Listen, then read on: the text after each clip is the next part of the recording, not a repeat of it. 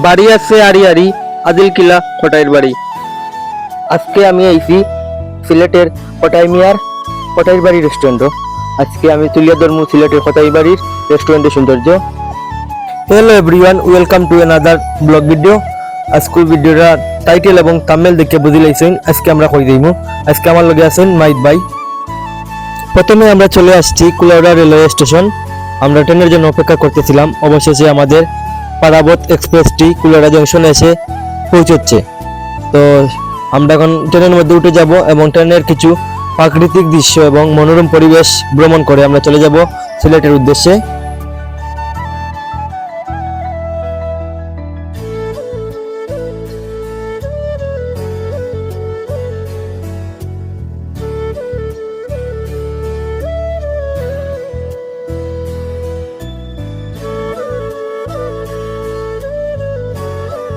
পাহাড়ের এই সুন্দর দৃশ্যটা দেখে খুবই ভালো লাগলো।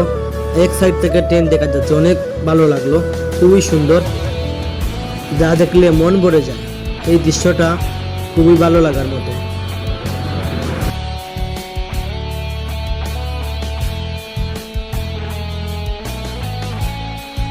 প্রায় 1.5 ঘন্টা জার্নি করার পর আমরা পৌঁছিলাম সিলেট থেকে আমরা একটা অটো রিক্সা লইয়া উদ্দেশ্য লইলাম কটাইর বাড়ি রেস্টুরেন্ট। এখন আছি আমরা গিয়া বর্তমানে বাস টার্মিনাল কদমতলি থেকে রওনা লইলাম অটো রিক্সা লইয়া পাসপোর্ট অফিসের সাইটে কটাইর বাড়ি রেস্টুরেন্ট। তো ভিডিওটা দেখবা এবং আশা করি ভালো লাগবো। কটাই বাড়ির সৌন্দর্য তুলিয়ে ধরার চেষ্টা করবো এবং আশা করি দেখা যায় আমরা কটাই মিয়ারে পাইনি, পাওয়ার লাগি তো খুবই ইচ্ছা। অবশেষে চলে আসলাম কটাই বাড়ি রেস্টুরেন্টে। এটা হলো তার সামনের মানে শুভ উদ্বোধনের সাইনবোর্ড আছিল। এখন কটাই বাড়ির কিছু খণ্ডচিত্র দেখাইম। প্রথমে ভিতরে ঢুকলে দেখতে পারবা চারিদিকে কত সুন্দর প্রাকৃতিক মনোরম পরিবেশ, সুরমাগাঙ্গর পাড়ও এই রেস্টুরেন্টের ভিউ খুবই সুন্দর। এটা হইল গিয়া চটপটি এবং ফুচকা কর্নার। ইনো আপনারা খাইতে পারবা বিভিন্ন ধরনের ফুচকা।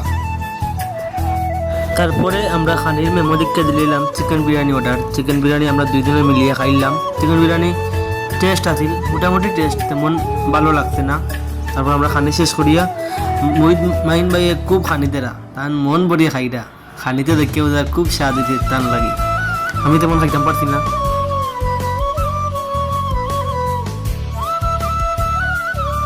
এটা হইল গিয়ে ছবি তোলার লাগে বিশেষ একটা আকর্ষণ কটাইর বাড়ি রেস্টুরেন্টের। ইনা ছবি তুললে আপনার তারা বিভিন্ন সোশ্যাল মিডিয়াতে আপলোড করতে পারবা। আর ইনা তাই আমরা ছবি উঠে গেলাম সবাই মিলিয়া।